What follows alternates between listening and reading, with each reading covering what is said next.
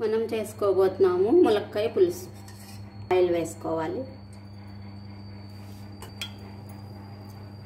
ఆవాలు,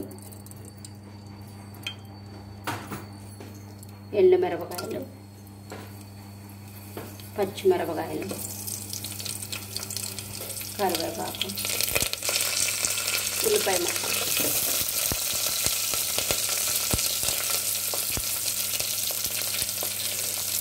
ఉప్పు, పసుపు, ధనియాలు.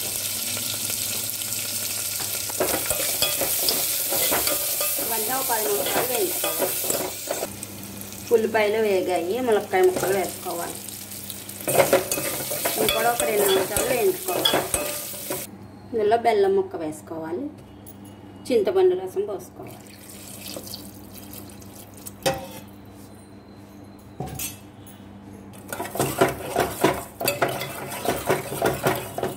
ఇవన్నీ కుక్కర్లో పెట్టుకొని 3 విజిల్స్ రానిచ్చుకోవాలి.